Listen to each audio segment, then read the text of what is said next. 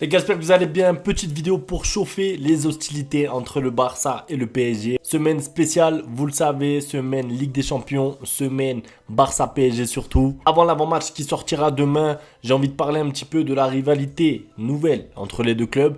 Pourquoi, comment, jusqu'à où va cette rivalité, et ça c'est important. Et je vais aussi vous donner un petit pronostic. Avant de commencer, et à l'occasion justement de cette grosse affiche Barça-PSG, allez suivre la team parieur, c'est le meilleur pronostiqueur. Il vous fera en plus gagner un maillot du Barça justement. Ça se passe sur Telegram, c'est 100% gratuit. Justement, le but c'est de partager des pronostics, tout ça gratuitement. Des pronostics foot proposés tous les jours et ça gagne très souvent. Pour participer au concours, c'est très simple. Il suffit tout simplement de rejoindre le groupe La Team Parieur. On sait en plus qu'en ce moment, il y a beaucoup de gens qui veulent miser un petit peu pour la Ligue des Champions et autres. Je le rappelle quand même, les paris sportifs sont interdits au moins de 18 ans, mais je vous mets le lien dans la description. Allez les rejoindre. Donc, premier motif de cette rivalité, c'est déjà le côté sportif. Pourquoi? Parce qu'il y a eu beaucoup de confrontations ces dernières années entre les deux équipes, vous savez, en Ligue des Champions, en match aller-retour. La plupart du temps, ça s'est bien passé pour le Barça. Ils ont même tout le temps éliminé le PSG. Dans l'ère moderne, hein, bien sûr, je parle dans les 10 dernières années. Maintenant, parmi ces confrontations, justement, il y en a une en particulier qui a laissé des traces. Et vous savez laquelle c'est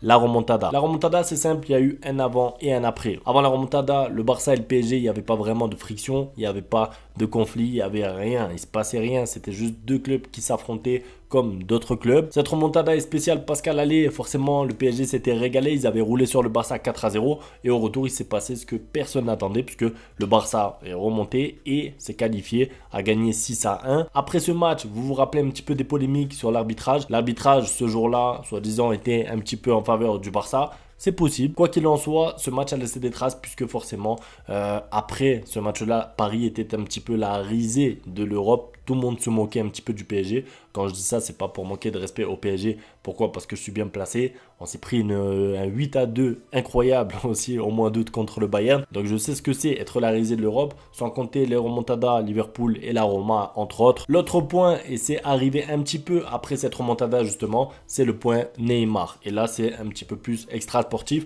Pourquoi? Parce qu'à ce moment-là, Neymar, il est au Barça avec Messi, avec Suarez. Il y a du beau monde, il forme un beau trio. Il est potentiellement le futur Ballon d'Or après Messi. On ne sait pas s'il serait resté au Barça. Peut-être qu'il aurait gagné un Ballon d'Or. On n'en saura jamais. Grosse surprise, il s'en va. Et de quelle manière? Le PSG fait sauter sa clause, 222 millions d'euros. Personne ne s'y attendait. Pourquoi? Parce qu'il y avait déjà le fair play financier à ce moment-là. Donc forcément, un joueur à 222 millions d'euros, on ne pensait pas à ce moment-là qu'un club pourrait les mettre. Ils les ont mis. Et autre chose qu'on ne pensait pas, c'est que Neymar voudrait rejoindre le PSG en étant encore jeune, en ayant encore beaucoup de temps devant lui et surtout quitter Messi, quitter Suarez qui étaient à ce moment-là ses amis sur le terrain. Avec cet épisode-là de Neymar, forcément ça a commencé à chauffer entre les deux directions et par conséquent aussi entre les supporters et entre les deux clubs plus globalement. Ensuite, il y a donc eu des clashs à droite, à gauche entre Bartomeu, le président du PSG, Neymar qui réclamait de l'argent au Barça, des déclarations sur la direction du Barça une fois que Neymar était au PSG. Direction mauvaise, on est tous d'accord, il avait raison. Depuis ça, de toute façon, les deux clubs n'ont plus jamais eu une relation cordiale. Et le dernier épisode en date, c'est Messi.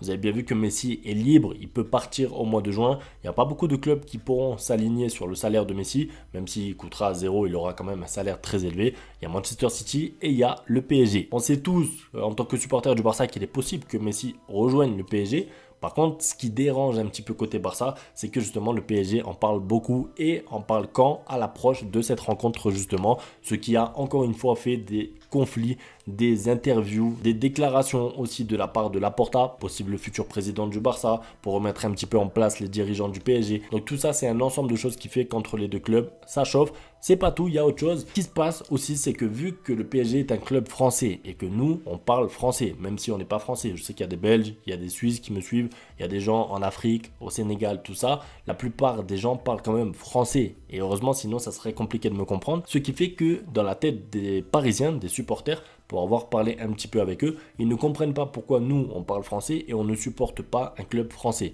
Par exemple, en tout cas pour ma part, pendant la finale PSG-Bayern, moi je n'étais pas pour Paris, j'étais plus pour le Bayern. Alors j'étais pas pour eux, mais j'avais ma petite préférence. Et il y en a plein qui ne trouvaient pas ça normal que je ne supporte pas un club français pour une finale de Ligue des Champions. En gros, ils ont du mal à comprendre comment nous, en parlant français, on peut supporter un club qui est espagnol, puisque c'est le Barça, un club catalan, on va dire. Ça aussi, ça a créé quelques conflits entre les fans de base d'un club et de l'autre. Autre exemple, quand le Barça s'est fait éclater par le Bayern, je recevais beaucoup de messages de la part des Parisiens qui se moquaient un petit peu justement du 8-2, alors que normalement j'avais l'habitude de recevoir ces messages-là de la part des joueurs, des supporters madrilènes, les supporters du Real Madrid. Et ça c'est normal, il y a une rivalité historique entre les deux. Ça m'emmène sur l'autre point, jusqu'à où va cette rivalité entre le Barça et le PSG. Il faut savoir d'abord que le PSG dans l'histoire du Barça, c'est rien du tout. Ça représente quoi? 6, 7 ans, allez 8 ans maximum, depuis 2012, 2013, voilà par là.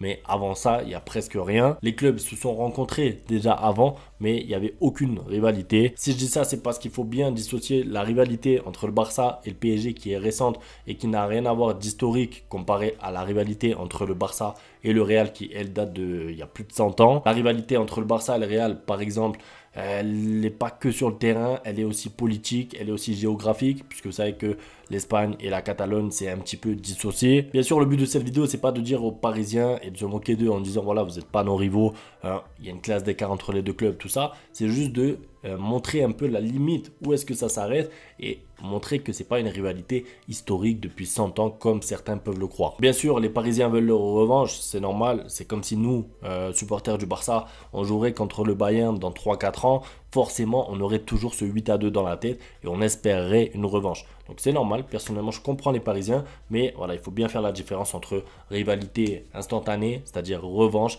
et rivalité historique. Pour terminer, petit pronostic. Alors je précise, je fais le pronostic du match, pas de la confrontation, donc pas du match aller et retour. Pourquoi? Parce que pour le match retour, il faudra voir ce qui s'est passé au match aller. Quelles sont les possibilités pour l'un et pour l'autre de se qualifier. Donc c'est très dur à pronostiquer. Pour ma part, je vois une victoire du Barça au Camp Nou 2-1.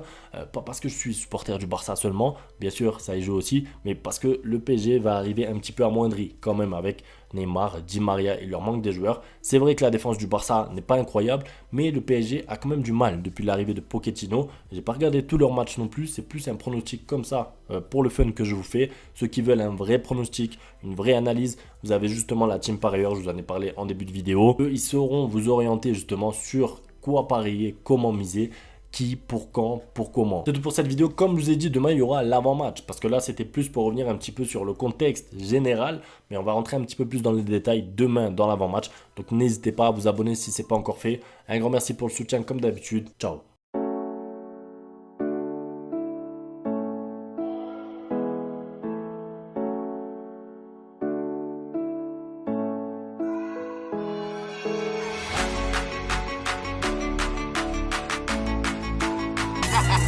Bang, bang, bang, bang, goodbye. Ustedes pueden aceptar mi negocio o aceptar las consecuencias. Plata o plomo.